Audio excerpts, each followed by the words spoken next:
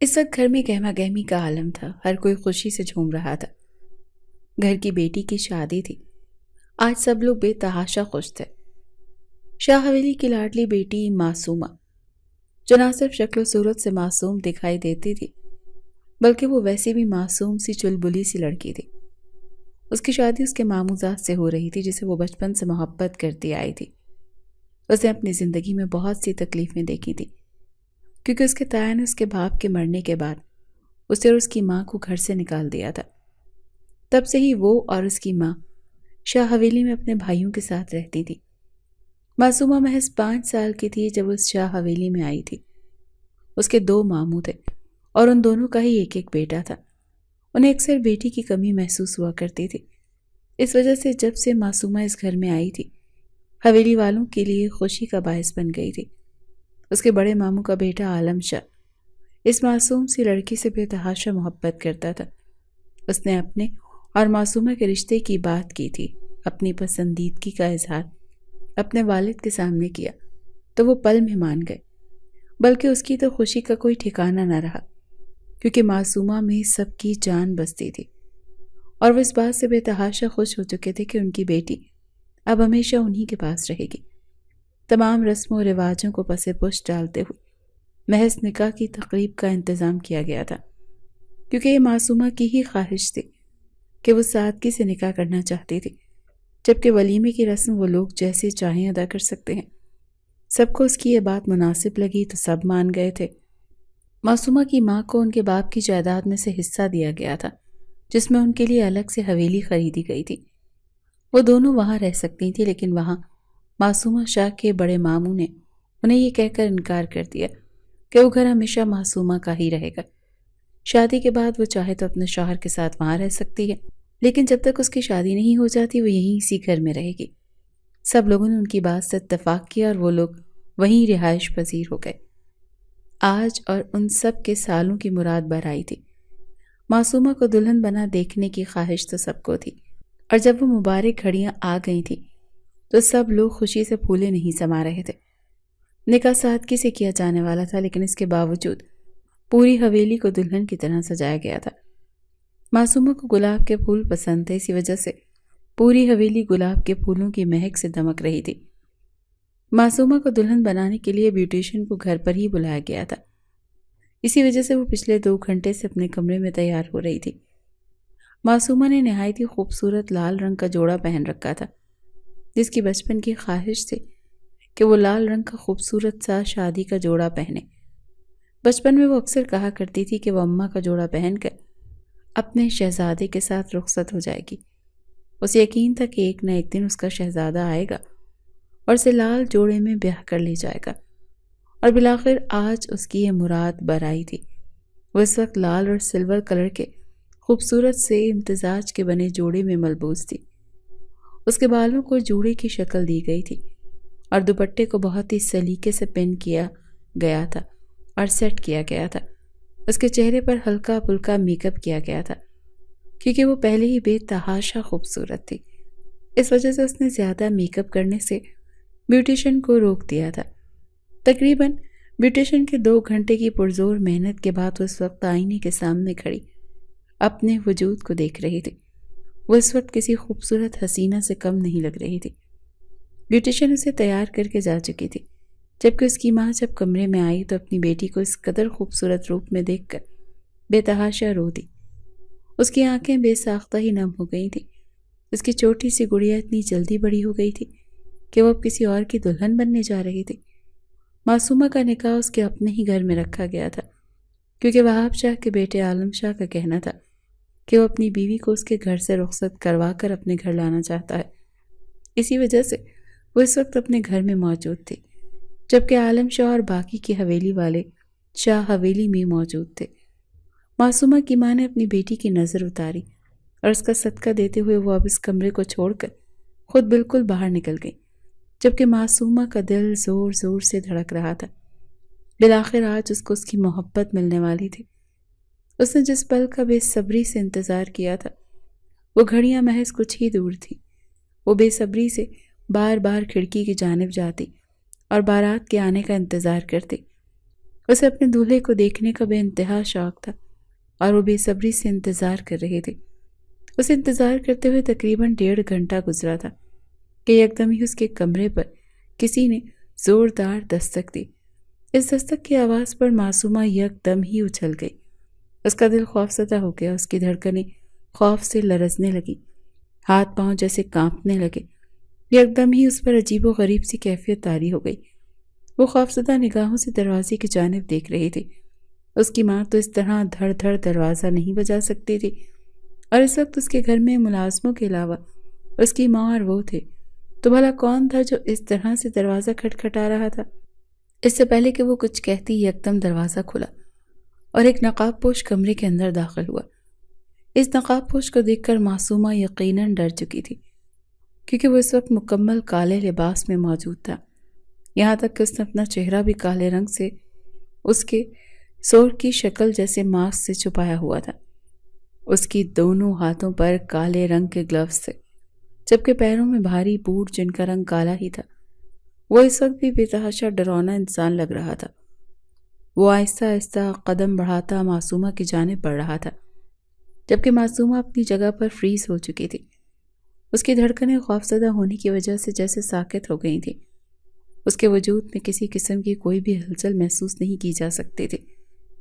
اس سے پہلے کہ وہ نقاب پوش معصومہ کو پکڑتا، معصومہ ہوش کی دنیا میں لوٹتے ہی گھبراتے ہوئے فوراً سے دروازے کی جانب بھاگی۔ ہائی ہیلز پہنے ہونے کی وجہ سے وہ یکدم لڑکھڑائی تھی جب اس نقاب پوش نے اسے دونوں بازوؤں سے دبوچتے ہوئے اپنے روبرو کیا۔ معصومہ بے تحاشا ڈر چکی تھی، جبکہ وہ نقاب پوش جس کی آنکھیں سرمئی رنگ کی تھیں، وہ اپنی خون چھلکاتی آنکھوں سے معصومہ کا سجا سنورا سروپ دیکھ رہا تھا۔ اس نقاب پوش نے معصومہ کو دونوں بازوؤں میں پکڑتے ہوئے دیوار کے ساتھ لگا دیا، جبکہ معصومہ کا دل خوف سے بے تحاشا دھڑک رہا تھا۔ کون ہو تم؟ وہ لڑکھڑاتی ہوئی آواز میں بولی۔ اس کی آواز جیسے اندر ہی کہیں دب کر رہ گئی تھی۔ وہ بمشکل اپنے الفاظ ادا کر پا رہی تھی، جبکہ اس کی بات سن کر اس نقاب پوش کے نقاب کے پیچھے چھپے ہونٹوں پر استہزائیہ مسکراہٹ بکھر گئی۔ تمہاری اور تمہارے خاندان کی بربادی، اور تمہیں یہاں پر برباد کرنے ہی آیا ہوں۔ یہ کہتے ہی اس کے ساتھ معصومہ کی گردن میں ایک عجیب سا انجیکشن لگایا، جس کی وجہ سے معصومہ محض چند منٹوں میں ہی اس کے بازوؤں میں جھول گئی۔ معصومہ کا یہ معصوم روپ دیکھ کر وہ نقاب پوش استہزائیہ مسکرایا اور اسی لیے بیڈ کی جانب بڑھا۔ اسے بیڈ پر آہستگی سے لٹاتے ہوئے اس نے اس کا وہ سجا سورا روپ دیکھا، اور پھر اس نے اس کے ساتھ وہ کیا جو کوئی کرنے کے بارے میں سوچ بھی نہیں سکتا۔ وہ نقاب پوش اس کی حالت بگاڑ کر وہاں سے جا چکا تھا، جبکہ پیچھے اس پری پیکر کی زندگی تباہ و برباد ہو چکی تھی۔ کوئی سوچ بھی نہیں سکتا تھا کہ آج کے دن معصومہ کے ساتھ ایسا بھی کچھ ہو جائے گا۔ کچھ ہی دیر میں بارات پہنچ چکی تھی، جبکہ جو حادثہ معصومہ کے ساتھ پیش آیا تھا اس کے بعد یہ بات تو یقینی تھی کہ اس کی شادی ناممکن تھی۔ معصومہ کی ماں اور اس کی ممانیاں جیسے ہی کمرے میں داخل ہوئیں تو کمرے کا اور بیڈ شیٹ کا حال دیکھ کر انہوں نے بے ساختہ اپنے اپنے منہ پر ہاتھ رکھ لیا، جبکہ معصومہ کی حالت اس وقت قابل رحم تھی۔ معصومہ کی ماں نے فوراً ہوش میں آتے ہوئے اس کی جانب قدم بڑھائے اور اسے ایک بڑی سی چادر میں لپیٹ دیا۔ اس کی حالت دیکھنے کے بعد ہر کوئی یہی سمجھ رہا تھا، بلکہ واضح یہی محسوس ہو رہا تھا کہ معصومہ کے ساتھ زیادتی کی گئی ہے۔ معصومہ کی حالت دیکھتے ہی معصومہ کی ماں بے تحاشا رونے لگی، جبکہ اس کی ممانی جس کے بیٹے کے ساتھ اس کا نکاح ہونے والا تھا، وہ یہ منظر دیکھ کر مزید وہیں رک نہیں پائی اور وہاں سے چلی گئی۔ اب کسی بھی قیمت پر اس لڑکی کی شادی اپنے بیٹے سے نہیں کروا سکتی تھی، اسی وجہ سے وہ بارات واپس لے گئے۔ عالم پوچھتا رہ گیا کہ ایسی کیا وجہ ہے جس کی وجہ سے آپ مجھے واپس چلنے کا کہہ رہی ہیں، لیکن معصومہ کی حالت دیکھنے کے بعد عالم کی ماں نے 1 منٹ کی دیر کیے بغیر عالم کا ہاتھ پکڑا اور اسی لیے واپس گاڑی میں بیٹھ گئی۔ گاڑی میں بیٹھی اس نے وہاب صاحب اور عالم شاہ کو تمام حقیقت سے آگاہ کر دیا تھا۔ معصومہ کے ساتھ زیادتی کی گئی ہے اور اب وہ کسی بھی صورت پر ایک استعمال شدہ لڑکی کو اپنے گھر کی بہو نہیں بنائیں گی۔ یہ سب سنتے ہی جہاں عالم سکتے کی حالت میں آ گیا، وہیں وہاب صاحب کو بیوی کے اس قدر کم ظرفی پر بے تحاشا دکھ ہوا، لیکن عالم کے تاثرات دیکھنے کے بعد وہ کچھ کہہ نہیں پائے، کیونکہ عالم بھی یقیناً اب یہی چاہتا تھا۔ وہ جو محبت کا دعوے دار تھا، محبت کی رٹ لگائے رکھتا تھا، وہ محض اپنی ماں کی باتوں میں آ کر وہاں سے بارات واپس لے گیا تھا، جبکہ معصومہ کی ماں نے فوراً سے پہلے ڈاکٹر کو فون کیا۔ کچھ ہی دیر میں ڈاکٹر وہاں پر موجود تھی۔ ڈاکٹر نے معصومہ کا مکمل چیک اپ کیا، لیکن چیک اپ کرنے کے بعد جو بات معصومہ کی ماں کو ڈاکٹر نے بتائی، وہ سن کر معصومہ کی ماں کے پیروں تلے سے زمین کھسک گئی۔ وہ اس بات پر کبھی بھی یقین نہیں کر سکتی تھی جو کچھ وہ سن چکی تھی۔ اگر وہ یہ تمام باتیں اپنے بھائی اور بھابھی کو بتا دیتی تو بھی وہ دوبارہ اس رشتے کے لیے راضی نہ ہوتے۔ اسی وجہ سے انہوں نے مجبوراً معصومہ کی شادی اسی روز کرنے کا فیصلہ کر لیا۔ لیکن اب مسئلہ یہ تھا کہ اس حالت میں معصومہ سے شادی کرے گا کون؟ اس سے پہلے کہ وہ کسی اور کا انتخاب کرتی، انہوں نے گھر کا ایک ملازم معصومہ کے کمرے میں داخل ہوتا ہوا نظر آیا۔ انہوں نے اس ملازم سے درخواست کی کہ وہ معصومہ سے شادی کر لے، کیونکہ شادی کے بعد معصومہ اسی گھر میں رہنے والی تھی، اور وہ ملازم کے طور پر نہیں بلکہ داماد گھر جمائی کے طور پر اس کی بیٹی کے ساتھ اس گھر میں رہے۔ معصومہ کی ماں نے سامنے کھڑے ملازم سے جیسے التجا کی، جبکہ وہ معصوم سی لڑکی جو اب تک بے ہوش تھی، اس پر کیا قیامت ٹوٹ کر گزر چکی تھی۔ وہ سب سے انجان تھی۔ تقریباً آدھے گھنٹے بعد جب معصومہ کو ہوش آیا تو اسے تمام حقیقت سے آگاہی دی گئی، لیکن تمام بات کو سنتے اسے ایسا محسوس ہوا جیسے آسمان اس کے سر پر آن گرا ہو۔ اس کی محبت اس سے چھن چکی تھی۔ اس کے پیروں تلے سے زمین کھسک گئی۔ ہاتھوں پیروں میں لرزش واضح تھی، جبکہ بے یقینی کی وجہ سے آنکھیں پھٹی کی پھٹی رہ گئی۔ وہ بے یقینی کی کیفیت میں کھڑی اپنی ماں کو گھورے جا رہے تھے، جبکہ وہ ملازم وہاں کھڑا اس معصوم سی لڑکی کی بربادی پر اندر ہی اندر خوش ہو رہا تھا۔ اس نے جو چاہا تھا وہ اسے مل چکا تھا۔ معصومہ کی ماں نے اپنی بیٹی کو مسلسل سکتے کے عالم میں کھڑا دیکھ کر اسے واپس بیڈ پر بٹھایا اور اس سے التجا کرنے لگی، روتے ہوئے بلکتے ہوئے۔ اس کے آگے ہاتھ چھوڑ گئیں کہ وہ گھر کے اس ملازم سے نکاح کر لے۔ معصومہ کو اپنی ماں کی ذہنی کیفیت پر شبہ ہوا۔ بھلا وہ کسی ملازم سے نکاح کیسے کر سکتی تھی؟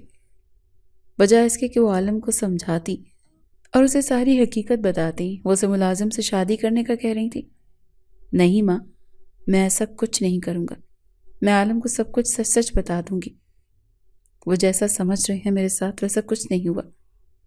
جانے وہ کون تھا کون نہیں، لیکن وہ صرف مجھے برباد کرنے آیا تھا۔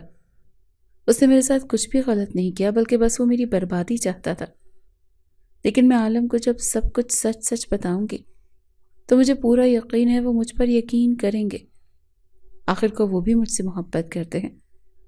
جبکہ اپنی بیٹی کے اس معصوم بات پر اس کی ماں بیچاری منہ پر دوپٹہ رکھے بے تحاشا رو رہی تھی، کیونکہ عالم نے فون کر کے صاف الفاظ میں کہہ دیا تھا وہ اب معصومہ سے مر کر بھی نکاح نہیں کرے گا، اور وہ اچھے سے جانتی تھی کہ وہ اپنی ماں کی زبان بول رہا ہے۔ ہاں، اس کی مامی جو اوپر اوپر سے بہت اچھا بنتی تھی، در حقیقت وہ اندر سے اس شادی سے راضی نہیں تھی۔ وہ تو خوش ہو رہی ہوں گی کہ معصومہ کی شادی ان کے بیٹے سے نہیں ہوئی۔ وہ بچپن سے ہی معصومہ کو پسند نہیں کرتی تھی، لیکن عالم اور وہاب صاحب کی وجہ سے وہ ہمیشہ اپنی ناپسندیدگی کو چھپاتی آئی تھی۔ لیکن اب تو انہیں موقع مل چکا تھا، اب تو وہ کسی بھی قیمت پر اپنے بیٹے کی شادی ان کی معصومہ سے نہیں ہونے دیں گی، اور یہ بات وہ اچھے سے جان چکی تھی۔ اسی وجہ سے انہوں نے ملازم سے التجا کی تھی۔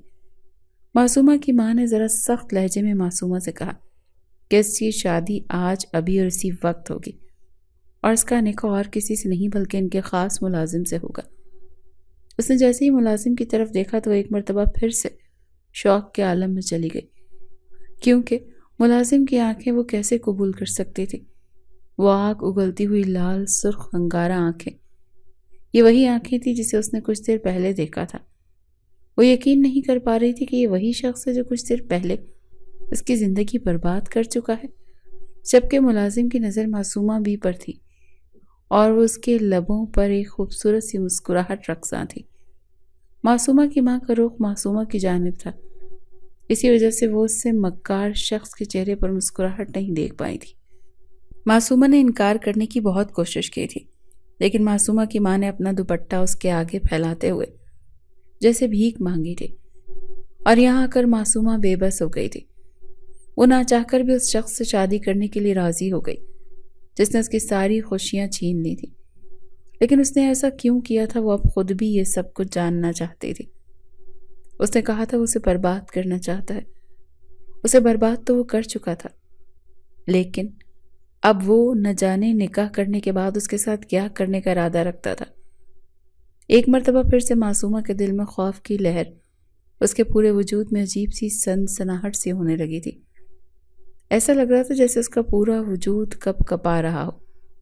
کچھ دیر میں نکاح خواں بھی وہاں پر موجود تھا، اور پھر چند لمحوں کا کھیل تھا۔ معصومہ کا نکاح احتشام سلطان سے کر دیا گیا، جو کہ ان کے گھر کا خاص ملازم تھا۔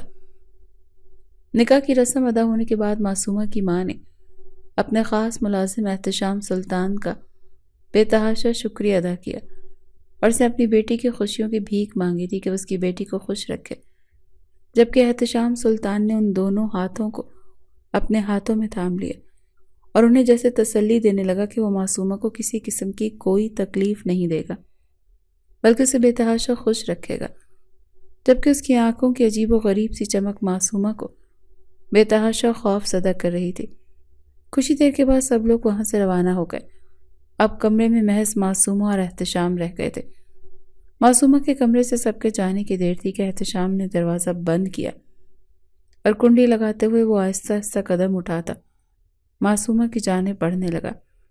جیسے ہی وہ معصومہ کے قریب پہنچا تو اس نے اپنے چہرے پر موجود مسکراہٹ کو مزید گہرا کر دیا، اور پھر اس نے معصومہ کا ہاتھ پکڑتے ہوئے اسے بے تحاشا خوف زدہ لہجے میں کہا، میں تمہیں خود سے ملوانا چاہتا ہوں معصومہ، بس مجھے چند منٹ کا وقت دو۔ یہ کہہ کر وہ واش روم کی جانب بڑھ گیا، جبکہ معصومہ حیرت اور بے یقینی سے پھٹی پھٹی نگاہوں سے اس شخص کو دیکھ رہی تھی جو ان کے گھر کا ملازم تھا، جسے شاید آج سے پہلے اس نے کبھی دیکھا بھی نہیں تھا۔ کچھ دیر بعد جب وہ واش روم سے باہر نکلا تو وہ ایک الگ ہی روپ میں موجود تھا۔ معصومہ سامنے کھڑے اس شخص کو دیکھ کر ایک مرتبہ پھر حیرت میں غوطہ زن ہوئی تھی، کیونکہ جو شخص واش روم میں گیا تھا یہ وہ تو نہیں تھا، وہ تو ایک نہایت ہی کالا سا انسان تھا، جبکہ اس کے سامنے کھڑا شخص نہایت ہی خوبرو انسان تھا۔ ہلکی ہلکی بیئرڈ، سرمئی آنکھیں، خوبصورت کالے گھنے بال، دراز قد، اس نے کالے رنگ کی شلوار قمیص پہن رکھی تھی۔ اس کا دودھیا وجود معصومہ کے سامنے تھا۔ وہ اپنے سامنے اس قدر خوبرو شخص کو دیکھ کر ایک پل کو تو دنگ رہ گئی۔ تم کون ہو؟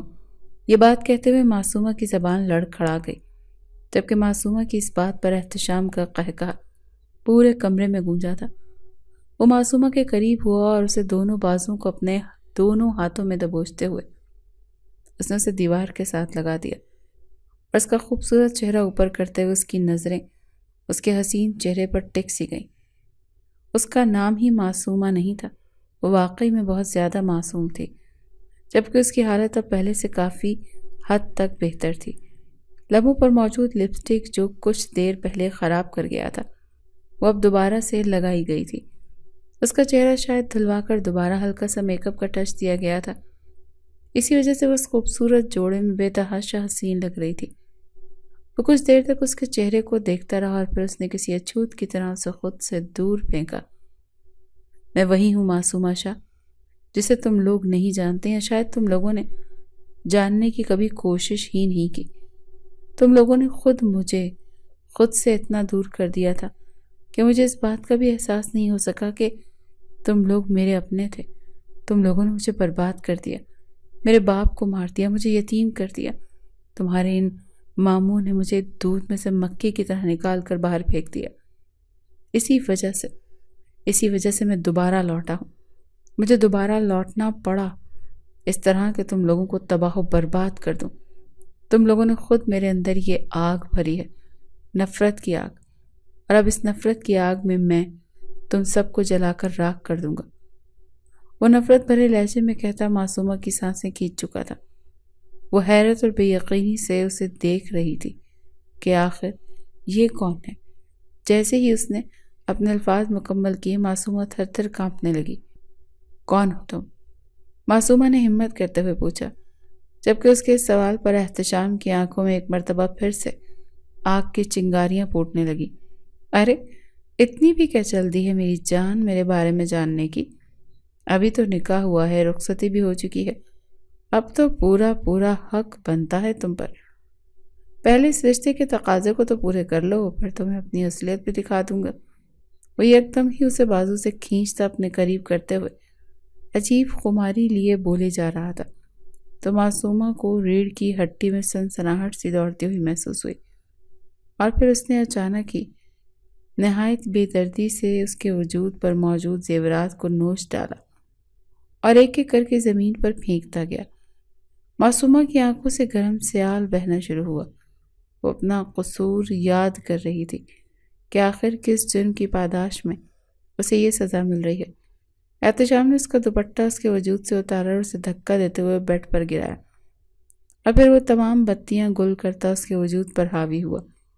معصومہ کی سسکیاں کمرے میں گونج رہی تھی جبکہ احتشام کے عمل میں کوئی بھی رعایت موجود نہیں تھی. اگلے روز جب وہ اٹھی اور پھر جائے نماز پر بیٹھی، وہ بے آواز روتے ہوئے اپنے رب سے اپنا جرم پوچھ رہی تھی.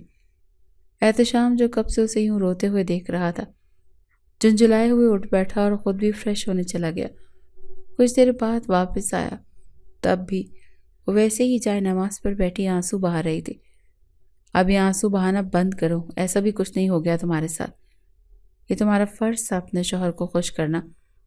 ویسے خوشی سے یاد آیا، ایک خوشی تو اب تمہارے ماموں جان کو بھی دینی بنتی ہے. چلو جلدی سے اٹھو اور تیار ہو جاؤ، ہم بھی تمہارے پیارے ماموں جان کے گھر جا رہے ہیں. وہ چہرے پر دل جلانے والی مسکراہٹ سجائے بولا، جبکہ معصومہ نہیں جانتی تھی کہ اب اس کے ساتھ کیا ہونے والا ہے. کیا اس کا شوہر اسے ایک رات کے بعد ہی اس کے ماموں کے گھر واپس چھوڑنے کا کہہ رہا ہے؟ اس سے پہلے کہ وہ کچھ پوچھتی احتشام جا چکا تھا. معصومہ نے گہرا سانس لیا. جتنا برا ہو سکتا تھا شاید اس کے ساتھ ہو چکا تھا، بھلا اب برا ہونا باقی رہ گیا تھا؟ وہ اللہ کا نام لیتی اٹھی اور تیار ہوتی کچھ ہی دیر میں گاڑی میں موجود تھی. گاڑی اپنی راہ پر گامزن تھی. کچھ دیر بعد گاڑی شاہ مینشن کے احاطے میں رکی تو گیٹ خود بخود کھلتا چلا گیا. جیسے ہی احتشام گاڑی سے اترا، معصومہ بھی اس کے ساتھ ہی باہر نکلی. احتشام نے شان سے آنکھوں پر گوگلز لگایا اور معصومہ کا ہاتھ پکڑتے ہوئے شاہ مینشن میں داخل ہوا. اس وقت ناشتے کا وقت تھا، اسی وجہ سے سب لوگ وہاں موجود تھے. معصومہ کو وہاں دیکھ کر سب لوگ اپنی اپنی کرسیوں سے اٹھ کھڑے ہوئے اور حیرت سے ایک خوبرو شہزادوں سی آن بان رکھنے والے شخص کے ساتھ دیکھنے لگے. وہاب صاحب اسے دیکھ کر آگے بڑھے، لیکن ان کی بیوی نے ہاتھ پکڑ کر روک دیا. تم یہاں کیا لینے آئی ہو؟ اب منہ کالا کرنے کے بعد سکون نہیں ملا تمہیں، جو اب پھر سے اس گھر میں اپنا غلیظ وجود لے کر آ گئی ہو؟ وہاب صاحب کی بیگم غصے سے بولی، جبکہ اپنی مامی کا یہ روپ دیکھ معصومہ دنگ رہ گئی. اس سے پہلے کوئی پوچھتا اور کچھ بولتا احتشام نے آگے بڑھتے ہوئے چپ کروا دیا. اپنے بھتیجے سے نہیں ملیں گی تائی؟ احتشام نے نہایت ہی سرد لہجے میں کہا تو وہ وہاں موجود سب لوگوں نے حیرانگی سے اس خوبرو نوجوان کو دیکھا. کیا ہوا، پہچانا نہیں؟ اب کہ اس کا رخ وہاب صاحب کی جانب تھا. سب لوگ حیرت سے احتشام کو دیکھ رہے تھے. جب احتشام نے اپنا رخ معصومہ کی جانب کیا، جو خود بھی اتنی ہی بے یقینی سے احتشام کو دیکھ رہی تھی. میں تمہارا وہی کزن ہوں معصومہ شاہ، جسے تمہارے ماموں نے مردہ سمجھ کر پھینک دیا تھا. وہی کزن جسے اس کا حصہ نہ دینا پڑے. اس وجہ سے انہوں نے بنا یہ جانے کہ میں زندہ ہوں یا مر چکا ہوں مجھے ایک سرد خانے میں بھیج دیا. وہ شدت سے چلایا، جبکہ سب لوگوں کو ایک مرتبہ بھی پھر وہ رات یاد آئی. وہ کربناک رات ایک مرتبہ پھر احتشام کی آنکھوں کے سامنے گھومنے لگی. معصومہ اس سارے واقعے کو بھول چکی تھی کیونکہ وہ اس وقت بہت چھوٹی تھی. وہاب صاحب نے اس حادثے کو یاد کرتے ہوئے بے ساختہ سب کی جانب دیکھا اور پھر بولے، رات کی تاریکی میں ایک گاڑی تیز رفتاری سے سڑک پر دوڑ رہی تھی. اچانک وہ بے قابو ہوئی، سڑک سے اتری اور کئی بار الٹتی چلی گئی. بریک کی چیختی آواز، شیشوں کے ٹوٹنے کی کھنک اور دھات کے ٹکرانے کی گونج سنسان سڑک پر خوفناک ارتعاش پیدا کر رہی تھی. حادثے کی شدت سے گاڑی کا دروازہ ٹوٹ گیا اور ایک خون میں لت پت بازو باہر کی طرف لٹک گیا. چہرہ بھی لہو سے بھرا ہوا تھا، مگر اندھیرے میں کچھ صاف دکھائی نہیں دے رہا تھا. آس پاس مکمل سناٹا تھا، کوئی مدد کے لیے موجود نہیں تھا. وہ شخص بے ہوش تھا یا موت کے قریب، یہ جاننا مشکل تھا. کچھ وقت اسی بے حسی میں گزر گیا، یہاں تک کہ ایک گاڑی وہاں سے گزری۔ ڈرائیور کی نظر سڑک کے کنارے تباہ شدہ گاڑی اور باہر لٹکے جسم پر پڑی تو اس نے فوراً بریک لگا دی۔ یہ کوئی حادثہ لگتا ہے، ساتھ بیٹھے شخص نے بے ساختہ کہا۔ وہ فوراً باہر نکلے اور زخمی شخص کی طرف لگ گئے۔ بڑی مشکل سے اسے گاڑی سے باہر نکالا، مگر وہ شدید زخمی تھا۔ اس کی نبض کمزور تھی مگر وہ زندہ تھا۔ جلدی سے اسے اپنی گاڑی میں ڈالا اور اسپتال کی طرف روانہ ہو گئے۔ راستے میں انہوں نے اس کی جیب کی تلاشی لی تو ایک کارڈ ملا جس پر ایک نمبر درج تھا۔ انہوں نے فوراً اسی نمبر پر کال ملا دی۔ شاہ مینشن۔ ہال میں وہاب شاہ اپنے بھائی مصطفیٰ شاہ اور چند دیگر افراد کے ساتھ بیٹھے گفتگو کر رہے تھے کہ اچانک فون بجا۔ عالم صاحب نے فون اٹھایا مگر دوسری طرف سے ملنے والی خبر سنتے ہی اس کے چہرے کا رنگ اڑ گیا۔ کیا ہوا بھائی جان؟ آپ اتنے پریشان کیوں ہو گئے؟ کس کا فون تھا؟ مصطفیٰ صاحب جو قریب ہی بیٹھے تھے فوراً سے گھبرا کر بولے۔ وہاب صاحب نے ایک لمحے کے لیے خود کو سنبھالا اور دھیرے سے کہا، کاظم شاہ کا ایکسیڈنٹ ہو گیا ہے، وہ اس وقت ہسپتال میں، ہمیں فوراً وہاں جانا ہوگا۔ یہ سنتے ہی مصطفیٰ صاحب کے چہرے پر بھی حیرت اور تشویش پھیل گئی۔ دونوں بغیر کسی تاخیر کے فوراً ہسپتال کے لیے روانہ ہو گئے۔ وہاب صاحب اور مصطفیٰ صاحب تیز قدموں سے ایمرجنسی وارڈ کی طرف بڑھ رہے تھے مگر ان کے دل میں بے تحاشا خدشے سر اٹھا رہے تھے۔ وہ نہیں جانتے تھے کہ وہ اپنے بھائی کو کس حالت میں دیکھنے والے ہیں۔ ان کے دل خوف سے لرز رہے تھے۔ ہیلو میم، ادھر ابھی ایک مریض آیا جس کا ایکسیڈنٹ ہوا تھا، مصطفیٰ صاحب کے پوچھنے پر اس لڑکی نے کہا۔ ہاں جی، ابھی ادھر ایک کیس آیا تو ہے۔ کاظم کہاں ہے؟ وہاب صاحب نے بے چینی سے ریسیپشن پر موجود نرس سے پوچھا۔ ان کا دل خوف سے اکڑا جا رہا تھا۔ وہ اس وقت مزید کوئی بھی بری خبر سننے کی کنڈیشن میں نہیں تھے۔ وہ آس بھری نظروں سے سامنے موجود لڑکی کو دیکھ رہے تھے جسے ابھی وہ انہیں کی زندگی کی نوید سنا دے گی۔ مریض ابھی آپریشن تھیٹر میں ہے، ڈاکٹرز پوری کوشش کر رہے ہیں، آپ دعا کیجیے، اللہ تعالیٰ بہتر کریں گے۔ نرس نے رسمی لہجے میں جواب دیا۔ کیا زخم بہت شدید آئے ہیں؟ مصطفیٰ صاحب نے جلدی سے پوچھا۔ نرس نے افسوس بھرے انداز میں سر ہلایا۔ ظاہری چوٹیں کافی زیادہ ہیں، خاص طور پر سر پر۔ ہمیں حتمی طور پر کچھ کہنے کے لیے آپریشن مکمل ہونے کا انتظار کرنا ہوگا۔ اس سے پہلے کچھ نہیں کہہ سکتے، آپ پلیز دعا کیجیے۔ یہ سن کر وہاب صاحب بے اختیار کرسی پر بیٹھ گئے جبکہ مصطفیٰ صاحب پریشانی سے کمرے میں چکر لگانے لگے۔ چند گھنٹے بعد آپریشن تھیٹر کا دروازہ کھلا اور ایک ڈاکٹر باہر آیا۔ کاظم اب کیسا ہے؟ وہاب صاحب اور مصطفیٰ صاحب ایک ساتھ بولے۔ ڈاکٹر نے ایک لمحے کا توقف لیا اور پھر سنجیدگی سے بولا، کاظم شاہ کی حالت ابھی نازک ہے لیکن خوش قسمتی سے جان بچ گئی ہے۔ شکر ہے۔ وہاب صاحب نے گہری سانس لی مگر ڈاکٹر نے ایک عجیب سی نظروں سے انہیں دیکھا۔ مگر کیا ڈاکٹر صاحب؟ مصطفیٰ صاحب نے گھبرا کر پوچھا۔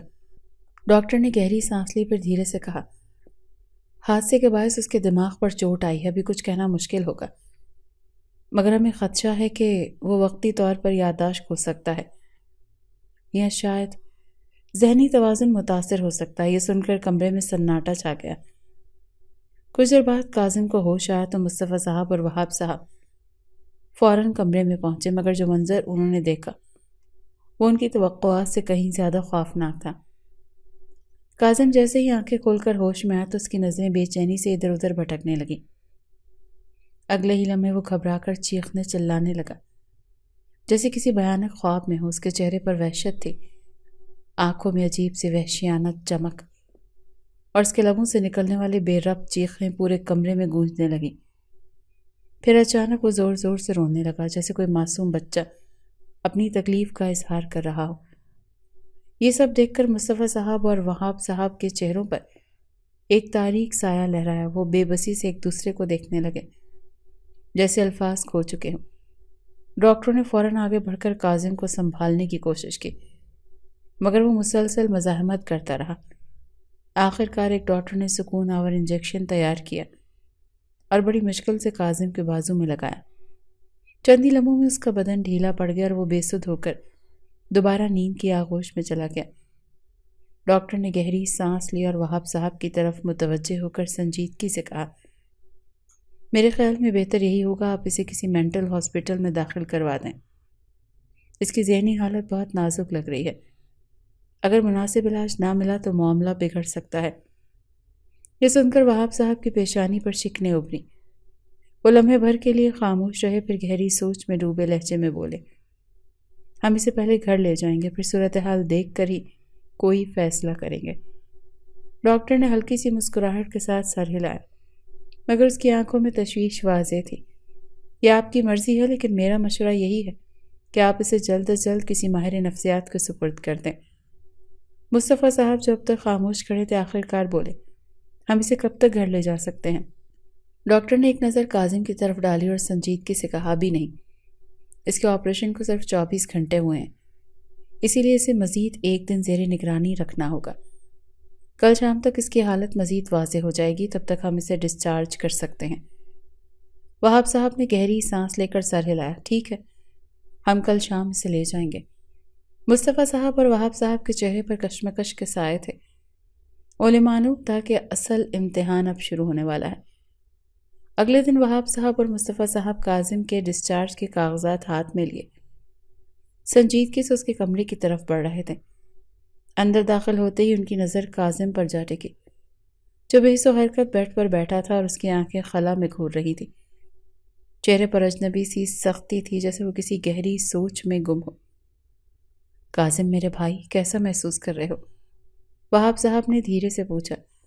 کاظم نے آہستہ سے نظریں اٹھائیں، مگر اس کے تاثرات میں کوئی شناسائی نہیں تھی۔ ہم گھر جا رہے ہیں، مصطفیٰ صاحب نے مسکراتے ہوئے کہا، مگر کاظم نے کوئی جواب نہیں دیا۔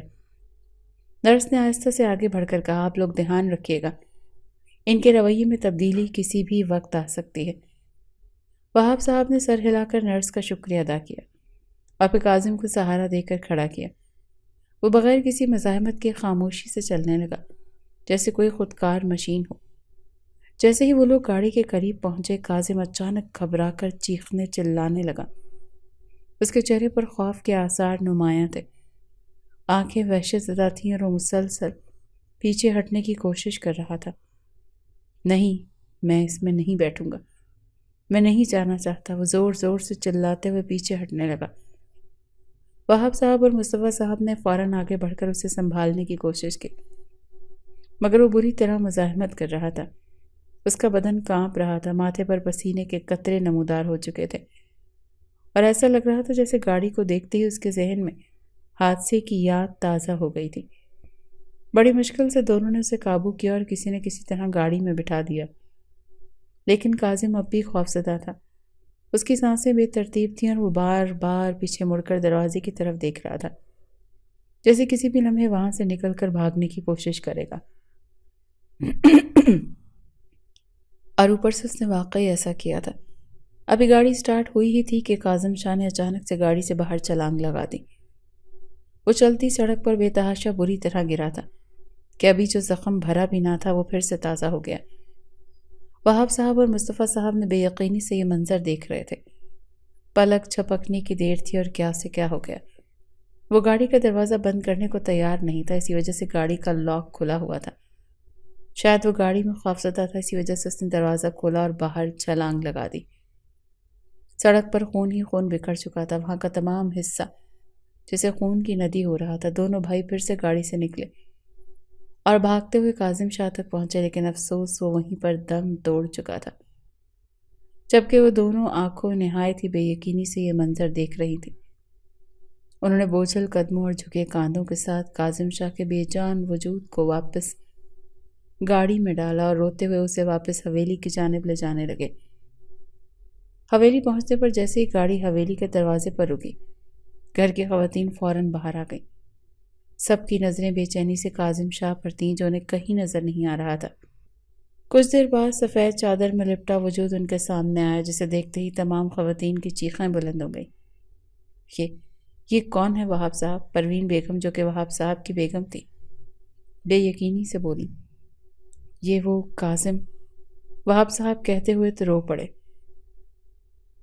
یہ کیا ہو گیا کاظم کو؟ نورین بیگم، جو کہ مصطفیٰ صاحب کی بیوی تھی، حیرانگی سے بولی، جبکہ وہ معصوم سا بچہ جس کی عمر ابھی محض 10 سال تھی، وہ بھی وہاں پہنچ چکا تھا، لیکن اس کا رد عمل سب سے عجیب تھا۔ اس عجیب رد عمل پر سبھی الجھن میں پڑ گئے۔ وہ جو ہمیشہ سنجیدہ اور مضبوط رہتا تھا آج کسی سہمی ہوئی روح کی طرح لگ رہا تھا۔ مصطفیٰ صاحب نے گہری سانس لی اور دھیمے لہجے میں بولے، کاظم شاہ اب اس دنیا میں نہیں رہا۔ یہ سنتے ہی سب لوگوں پر جیسے آسمان ٹوٹ پڑا، جبکہ ابتسام اب بھی سنجیدہ نظروں سے باپ کی میت کو دیکھ رہا تھا۔ یہ سب کیسے ہوا؟ نورین بیگم نے بے چینی سے پوچھا۔ ہمدانی صاحب نے سب کو حادثے کی تفصیلات بتائیں، پھر افسوس بھرے لہجے میں بولے، اب پتہ نہیں احتشام کب ٹھیک ہوگا بھی یا نہیں۔ فضا میں خاموشی چھا گئی کیونکہ اس کی حالت دیکھ کر سب کو ہی اس کی ذہنی حالت پر شبہ ہو رہا تھا۔ صدمہ تھا بھی تو اتنا بڑا، میت کو لے جایا گیا، حویلی میں قیامت ٹوٹ چکی تھی۔ ایسے میں سب سے زیادہ نقصان اگر کسی کا ہوا تھا تو وہ احتشام شاہ تھا، جسے اس کی دنیا چھن چکی تھی۔ ماں بچپن میں ہی چھوڑ گئی تھی اور اب باپ بھی جا چکا تھا۔ احتشام کو اس کے کمرے میں لے جایا گیا۔ وہ اب بھی نڈھال تھا اور کسی سے بات کرنے کے بجائے بس دیواروں کو گھور رہا تھا۔ کچھ ہی دیر بعد اسے دوا کھلا کر سلا دیا گیا۔ اگلی صبح سب لوگ یوں ہی افسردہ سے تھے۔ جب وہ احتشام کو اٹھانے اس کے کمرے میں گئے تو اس کا وجود تقریباً بے جان ہو چکا تھا۔ سب لوگ پریشان ہو گئے اور پھر وہ فوراً سے اسے لیے اسپتال پہنچ گئے۔ وہاں جاتے ہی فوراً سے ڈاکٹرز نے اس کا علاج کیا۔ کچھ دیر بعد جب ڈاکٹر واپس آئے تو انہوں نے بتایا کہ احتشام پر اس حادثے کا بہت برا اثر ہوا ہے، جس کی وجہ سے وہ اس طرح ری ایکٹ کر رہا ہے۔ وہاب صاحب نے بمشکل بھتیجے کی حالت کو برداشت کیا تھا اور پھر وہ اسے لیے واپس گھر آ گیا۔ آہستہ آہستہ احتشام کا رویہ مزید برا ہوتا جا رہا تھا۔ وقت گزرنے کے ساتھ ساتھ باقی سب نے بھی کوشش کرنا چھوڑ دی۔ اب وہ اس کے بارے میں صرف آپس میں باتیں کرتے۔ آخر کوئی پاگل کو اتنا عرصہ کیسے سنبھال سکتا ہے؟ پتہ نہیں وہاب صاحب اور مصطفیٰ صاحب اسے پاگل خانے کیوں نہیں بھیج دیتے۔ ان کی بیویوں کا یہی کہنا تھا، لیکن بھلا وہ اپنے بھائی کی آخری نشانی کو کیسے چھوڑ سکتے تھے؟ ایسے میں ایک دن اچانک سے ان کی زندگیوں میں معصومہ کی آمد ہوئی۔ اس کے آتے ہی گھر کا ماحول ٹھیک ہونے لگا تھا۔ وہ آتے ہی سب کی لاڈلی بن گئی۔ سب سے اہم بات، احتشام اس کی وجہ سے کافی حد تک ٹھیک ہونے لگا تھا۔ اب عالم کو بھی اپنے بابا اور چچا کا فیصلہ بالکل درست لگا۔ وہ بھی احتشام کو پاگل خانے بھیجنے کے حق میں نہیں تھے۔ معصومہ احتشام کے قریب رہنے لگی، اسی لیے اس نے خود ہی اس کی ہر چیز کا خیال رکھنا شروع کر دیا تاکہ کسی کو کوئی شکایت کا موقع نہ ملے۔ وہ معصوم اس کے ساتھ اٹیچ ہوتی جا رہی تھی۔ احتشام معصومہ کے علاوہ کسی سے بات نہیں کرتا۔ وہ بالکل خاموش رہتا تھا۔ وہ نہ کسی سے بات کرتا اور نہ ہی کسی چیز میں دلچسپی لیتا، اور اسی وجہ سے سب نے سکون کا سانس لیا تھا۔ مگر ایک دن ایسا ہوا جس نے سب کو حیران کر دیا تھا۔ معصومہ اپنی دوست کے ساتھ کھیلنے چلی گئی تھی اور اس کی غیر موجودگی میں اس کی مامی کھانے کی پلیٹ لے کر احتشام کے کمرے میں آئی۔ جیسے ہی احتشام نے انہیں دیکھا وہ اچانک چیخنے چلانے لگا۔ اس نے کمرے کی ہر چیز اٹھا کر ادھر ادھر پھینکنا شروع کر دی اور غصے سے چلایا، چلی جاؤ یہاں سے، میں نے کھانا نہیں کھانا۔ یہ کہہ کر اس نے کھانے کی پلیٹ بھی زور سے دیوار پر ماری۔ اس کی تائی کا صبر جواب دے کر انہوں نے غصے میں آ کر اس کو ایک زوردار تھپڑ مار دیا۔ احتشام سہم کر ایک کونے میں جا بیٹھا۔ اس کی آنکھوں میں آنسو بھر آئے اور وہ بچوں کی طرح انہیں صاف کرنے لگا۔ اس کے بعد معصومہ کچھ عرصے کے لیے گاؤں اپنی دادی سے ملنے چلی گئی۔ اس دوران احتشام پھر سے پہلے جیسا ہو چکا تھا۔ تقریباً 2 ہفتوں بعد جب معصومہ واپس آئی تو احتشام کہیں نہیں تھا۔ معصومہ کے دل و دماغ سے احتشام کا نقش مٹا دیا گیا تھا، جبکہ عالم کے ساتھ اس کی دوستی مضبوط ہوتی گئی۔ نورین بیگم کی باتوں میں آ کر وہاب صاحب نے احتشام کو ڈھونڈنے کی کوشش نہیں کی۔ وہاب صاحب اپنی بات کہہ کر خاموش ہو گئے۔ ان کی آنکھوں سے آنسو بے ساختہ جاری ہوئے، جبکہ معصومہ اپنے گھر والوں کی اتنی بھیانک حقیقت جان کر حیران رہ گئی۔ عالم بھی اس وقت سکتے کے عالم میں کھڑا تھا، کیونکہ اسے یہی بتایا گیا تھا کہ احتشام مر چکا ہے، جبکہ معصومہ کے دماغ سے احتشام کی تمام یادیں مٹا دی گئی تھیں۔ اسے اس بارے میں کچھ بھی معلوم نہیں تھا، جبکہ باقی سب لوگ تماشائی بنے اب احتشام کی جانب دیکھ رہے تھے، جو خون رنگ آنکھوں سے وہاں موجود ہر شخص کو دیکھ رہا تھا۔ یہ تو بہت چھوٹا ظلم ہے تایا جان جو آپ لوگوں نے مجھ پر کیا تھا۔ اب آپ کو میں بتاتا ہوں کہ اس کے بعد کیا ہوا۔ مجھے در در کی ٹھوکریں کھانی پڑی، مجھے کئی کئی دن تک بھوکا رہنا پڑا، میں کتنے عرصے تک سڑکوں پر سوتا رہا، میں نے ایک انتہائی دردناک زندگی گزاری ہے، اور اسی وجہ سے مجھے آپ لوگوں سے نفرت ہوتی گئی، اور اسی وجہ سے میں نے سوچ لیا تھا کہ بڑا ہو کر میں اپنے باپ کی موت کا انتقام ضرور لوں گا۔ اس وقت جس رات بابا نے گاڑی سے نکل کر خودکشی کی تھی، مجھے یہی لگا تھا کہ آپ نے میرے بابا کو دھکا دیا ہے۔ اس وقت میں چھوٹا تھا، معصوم تھا، شاید اس بات کو اگنور کر دیتا، لیکن جو کچھ اس کے بعد آپ لوگوں نے میرے ساتھ کیا وہ بالکل بھی اچھا نہیں کیا۔ اسی وجہ سے میں نے سب سے بدلہ لینے کے لیے اس رات وہ سب کچھ کیا۔ ہاں، معصومہ کی زندگی برباد کرنے والا کوئی اور نہیں بلکہ میں ہی ہوں، کیونکہ میں بچپن سے ہی معصومہ سے محبت کرنے لگا تھا۔ ایک وہی تھی جو مجھے سنبھال سکتی تھی، لیکن آپ لوگوں نے اتنا ظلم کیا کہ اسے بھی مجھ سے دور کر دیا۔ میرے ماں باپ تو پہلے ہی مجھ سے دور جا چکے تھے، لیکن آپ لوگوں کو مجھ پر پھر بھی ترس نہیں آیا۔ آپ لوگوں نے میری معصومہ کو بھی مجھ سے چھین لیا، اور اس عالم کے ساتھ اس کی دوستی بڑھتی چلی گئی۔ یہ دیکھ دیکھ کر میں ہر روز جیتا، ہر روز مرتا۔ میں نے ہر پل، ہر لمحہ آپ لوگوں پر نظر رکھی ہے۔ میں پچھلے 10 سال سے اس موقع کی تلاش میں تھا کہ آخرکار معصومہ اس قابل ہو کہ اس کی شادی ہو، اور اس کی شادی والے دن میں سے آپ سب سے دور کر دوں۔ میرا معصومہ کو تڑپانے کا کوئی ارادہ نہیں تھا، لیکن میں اچھے طریقے سے جانتا تھا کہ معصومہ کی ذرا سی تکلیف پر آپ لوگ تڑپ اٹھیں گے، اسی وجہ سے میں نے اسے ٹارگٹ کیا تھا۔ اس رات معصومہ کے کمرے میں ہی گیا تھا، اور میں نے ہی اس کے ساتھ کوئی زیادتی نہیں کی تھی، بلکہ میں نے محض اس کے کپڑے اور لپسٹک خراب کر دی تھی، جس سے یہ واضح ہو جائے کہ اس کے ساتھ زیادتی کی گئی ہے۔ میں عالم کی شدت پسندی سے بہت اچھی طرح سے واقف ہو چکا تھا۔ میں جانتا تھا کہ عالم استعمال شدہ چیز کو استعمال نہیں کرتا، بلکہ وہ اسے خود کے قریب بھی رکھنا پسند نہیں کرتا، اور یہ بات اچھے طریقے سے معلوم تھی کہ اگر اسے پتہ چلے گا کہ شادی کی رات اس کی ہونے والی بیوی کو اس سے پہلے کسی نے چھوا، تو وہ کسی بھی قیمت پر معصومہ سے شادی نہیں کرے گا۔ اور میں یہ بھی اچھی طرح سے جانتا تھا کہ 10 سال ان کے گھر ملازمت کرنے کے بعد سب سے بہتر آپشن میں ہی ہوں گا، کیونکہ میں نے بہت پہلے ہی معصومہ کی ماں کے دل میں اپنی جگہ بنا لی تھی، اور اسی وجہ سے جیسا میں نے سوچا تھا بالکل ویسا ہی ہوا۔ میرے پلان کے مطابق غزالہ بیگم نے مجھ سے التجا کی، اور معصومہ کا نکاح مجھ سے کرنے کے لیے وہ کسی بھی حد تک جانے کے لیے تیار تھی، اور میں اچھے طریقے سے جانتا تھا کہ معصومہ کا نکاح مجھ سے ہی ہوگا، اور اگلے ہی روز میں سے آپ لوگوں کے سامنے لے آؤں گا۔ لیکن میں یہ نہیں جانتا تھا کہ یہ سب کچھ اس طریقے سے ہو جائے گا۔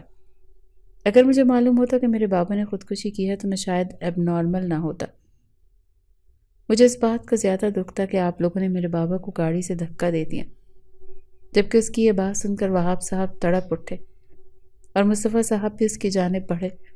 ایسا کچھ نہیں تھا بیٹا، ہم نے جان بوجھ کر تمہارے باپ کو دھکا نہیں دیا تھا، بلکہ وہ شاید اس حادثے کی وجہ سے گاڑی میں بیٹھنا ہی نہیں چاہتا تھا، اسی وجہ سے وہ خود ہی گاڑی سے کود پڑا۔ میری بہت بڑی بھول تھی کہ میں نے اپنی بیوی کی باتوں میں آ کر تمہیں ڈھونڈنے کی کوشش نہیں کی، اور سب سے یہی کہہ دیا کہ تم مر چکے ہو، مجھے معاف کر دو۔ وہاب صاحب اور مصطفیٰ صاحب نے باقاعدہ ہاتھ جوڑ لیے تھے، جبکہ احتشام اب ساری حقیقت جاننے کے بعد معصومہ کی طرف دیکھ رہا تھا، کیونکہ وہ خود کو معصومہ کا قصوروار سمجھ رہا تھا۔ معصومہ جو خود بہت معصوم تھی، اس نے ایک مسکراہٹ کے ساتھ احتشام کو دیکھا، جس کا مطلب واضح تھا کہ وہ احتشام سے خفا نہیں ہے، کیونکہ چاہے جو بھی تھا، کل رات اس نے بہت ہی نرمی کا مظاہرہ کیا۔ اس نے معصومہ کو کسی بھی قسم کی تکلیف دینے کی کوشش نہیں کی تھی، اور اسی وجہ سے معصومہ نے اسے بھی سچے دل سے اسی وقت معاف کر دیا تھا، کیونکہ وہ اس کے بچپن کا دوست بھی تھا، اور ویسے بھی جتنے ظلم احتشام شاہ پر ہو چکے تھے، اس کے بعد اسے کسی بھی قسم کی سزا دینا بالکل بھی ٹھیک نہیں تھا۔ بدگمانیوں کے بادل چھٹ چکے تھے، جبکہ وہاب صاحب اور مصطفیٰ صاحب کی بیویوں نے بھی احتشام صاحب سے ہاتھ جوڑ کر معافی مانگی تھی، جبکہ انہیں بالکل بھی یقین نہیں تھا کہ وہ ان دونوں کو معاف کر دے گا۔ لیکن اتنے سال اپنے سگے رشتوں سے دور رہنے کے بعد احتشام شاہ مزید کسی بھی قسم کی دشمنی کو پالنا نہیں چاہتا تھا، اسی وجہ سے اس نے سب کو معاف کر دیا تھا۔ سب سے اہم بات تو یہ تھی کہ اس کا اور معصومہ کا رشتہ بالکل ٹھیک نہج پر آ چکا تھا۔ وہاب صاحب نے احتشام سے کہا کہ وہ اسے اس کا حصہ دینے کے لیے تیار ہیں، لیکن اس نے انکار کر دیا، احتشام نے واضح الفاظ میں کہا کہ میں یہاں پر حصہ لینے نہیں بلکہ بدلہ لینے آیا تھا۔ اب جب سب کچھ کلیئر ہو چکا ہے تو مجھے کوئی حصہ نہیں چاہیے، بلکہ میں چاہتا ہوں کہ میں معصومہ کے ساتھ اپنے گھر میں رہوں۔ ہاں، یہ سچ ہے کہ میں 10 سال سے معصومہ کے گھر میں ملازموں کی طرح رہ رہا تھا، لیکن در حقیقت میں نے اپنی پڑھائی مکمل کی ہے اور میں ایک بہت اچھا بزنس مین ہوں۔ میں معصومہ کو وہ تمام سہولیات دے سکتا ہوں جو ایک اچھا شوہر دیتا ہے۔ میں آپ سے اجازت چاہتا ہوں۔ میں معصومہ کو اپنے گھر واپس لے جانا چاہتا ہوں۔ جبکہ وہاب صاحب نے دونوں کو پیار بھری نظروں سے دیکھا اور انہیں محبت سے رخصت کر دیا، جبکہ عالم کے دل میں ایک خلش سی رہ گئی تھی۔ کاش اس رات اس نے اپنی ماں کی باتوں پر یقین نہ کیا ہوتا، بلکہ معصومہ کو اپنا لیا ہوتا تو آج وہ اس کے ساتھ ہوتی۔ لیکن شاید معصومہ اس کے نصیب میں ہی نہیں تھی، وہ جس کے نصیب میں تھی اسے مل چکی تھی۔